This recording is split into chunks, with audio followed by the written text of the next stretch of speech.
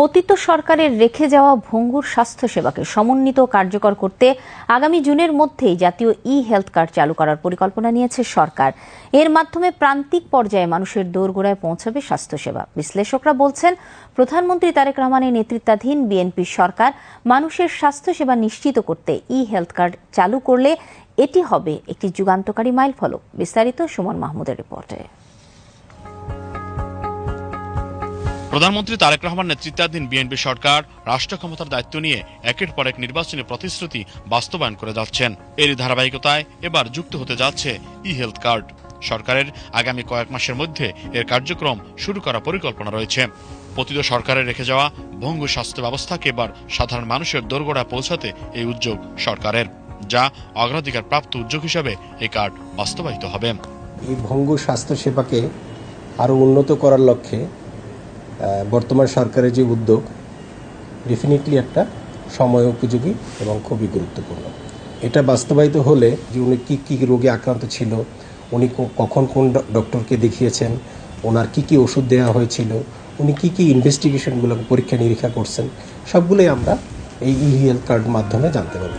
বিশ্লেষকরা বলছেন, ই-হেলথ কার্ড চালু হলে দেশের সামগ্রিক স্বাস্থ্য ব্যবস্থার আমূল পরিবর্তন আসবে। রোগী গ্রাম বা শহরে যেখানেই চিকিৎসা নেন, এই কার্ডের মাধ্যমে তার প্রয়োজনীয় স্বাস্থ্য তথ্য দেখতে পারবেন। এর মাধ্যমে রোগ নির্ণয় ও চিকিৎসা সেবা আরো দ্রুত ও কার্যকর হবে। হেলথ কার্ড দেওয়াটা একটা বড় কর্মযজ্ঞ। এটাকে বাস্তবায়ন করার জন্য আসলে কাদেরকে দায়িত্ব দেওয়া হবে সেটাও কিন্তু গুরুত্বপূর্ণ, কারণ স্বাস্থ্য মন্ত্রণালয় কিন্তু অনেকগুলো ইউনিট কাজ করেন। তো তাদের আসলে সমন্বিতভাবে কিভাবে এই কার্ডটাকে তারা পরিচালনা করবেন, বা এটাও আসলে অন্য কোনো মন্ত্রণালয়ের সাথেও তাদের কোনো সংযোগ থাকবে কিনা, এই বিষয়গুলো আরো সুনিশ্চিত হওয়া প্রয়োজন বলে আমি মনে করি। ই-হেলথ কার্ড স্বাস্থ্য খাতে একটি মৌলিক পরিচয় কাঠামো হিসেবে কাজ করবে। এর মাধ্যমে বিভিন্ন স্বাস্থ্যসেবা ব্যবস্থায় একজন ব্যক্তিকে নির্ভুলভাবে শনাক্ত করা সম্ভব হবে। পাশাপাশি হাসপাতাল, ক্লিনিক ও অন্যান্য প্রতিষ্ঠানের মধ্যে চিকিৎসা সংক্রান্ত তথ্য নিরাপদভাবে বিনিময় করা যাবে। সবচেয়ে যেটা আমাদের দলের জন্য খুব ইম্পর্টেন্ট পলিসি গাইডেন্স, সেটা হলো আমরা স্বাস্থ্য ব্যবস্থাকে প্রিভেনশন এবং প্রমোশন কেন্দ্রিক করতে চাই।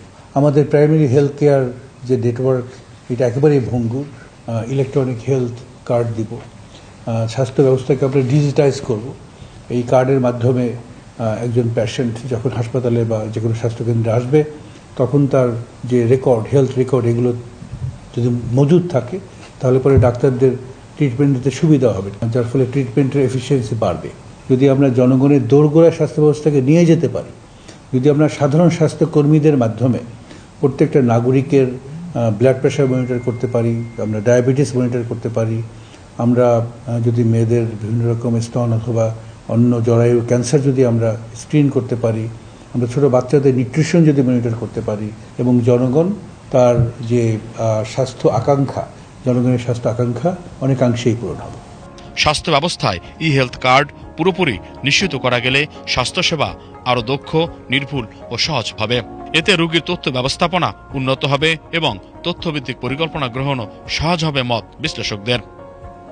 Suman Mahmud, BTV news, Dhaka.